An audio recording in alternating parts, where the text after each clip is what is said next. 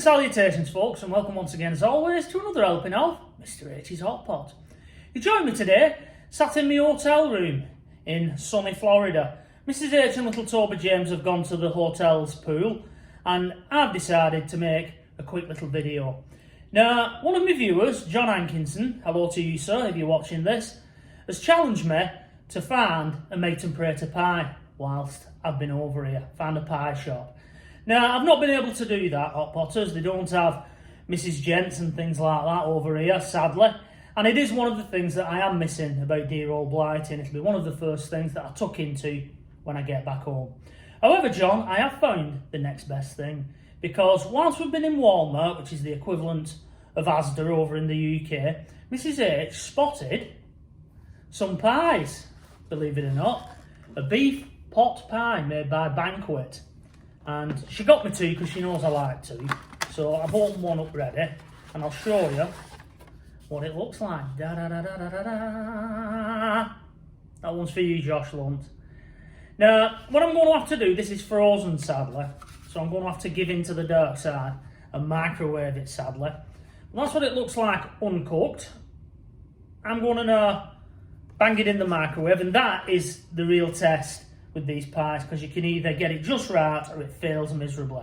Anyway, I'm now going to whack that into the microwave, and then we'll give it a little taste test, and we'll do a bit of a pie review, just for fun. So, without further ado, I'm going to stick this in the microwave now, and then tuck into this pie.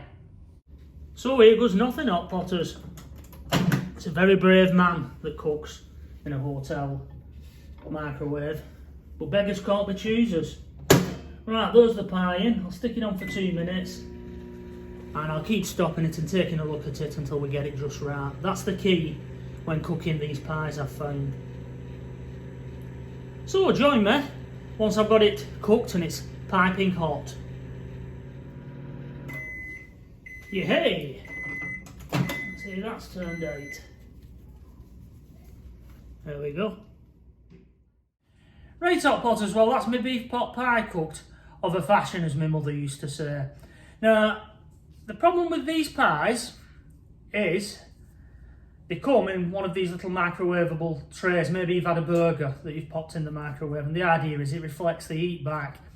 And because of that, the insides become liquefied, and then they stick to the side. So I can't now pop it out like I would in the UK and remove the tin and then do the wig and hand test. And if I was to manage to do the wig and hand test on this one, as you can see, it's very, very loose. So I think as it would just collapse if I tried to do that, and I'd end up with hot pie inside all over my lower quarters. Now, before we go any further, ice cold beverage today is Mountain Dew. Got to be done when you're in the US, as Mountain Dew in the UK just doesn't taste the same. It tastes pish compared to the Americans. Obviously, the UK don't like lots of sweeteners and sugars and added things like that, and that's what makes it taste crap. But over here, it tastes bob on, it really does. And I could drink that by the gallon load. Anyway, back to the pie now. We're going to have to use a fork, plastic. It's all going downhill, this review, isn't it? But I'll try and remove the lid, and then you can see the insides. There we go, Hot Potters. That's the insides. Very, very liquidy and baby mush, as someone once said to me. Now, the actual pastry is supposed to be this flaky pastry. It's very difficult to cook in a microwave. I think I've had about 5 of these over a 2-week period. And out of those 5, Mrs. H only managed to get it right once. And I think that was just by sheer luck. No disrespect to Mrs. H, that's just the way it is. Anyway, now for the taste test.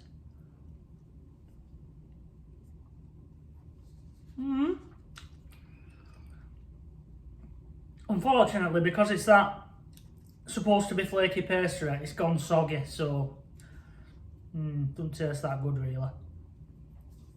The inside is more liquid than actual beef. It's not like back home. I mean, there you go. There's the beef. Little chunks. Let's see how that tastes.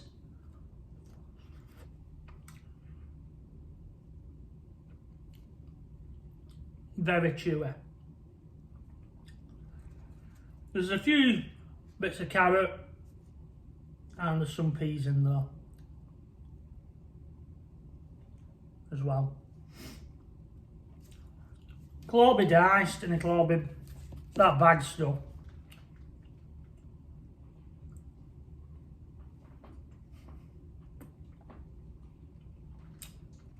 Your jaws get a good workout anyway. Let's wash that down with some Mountain Dew.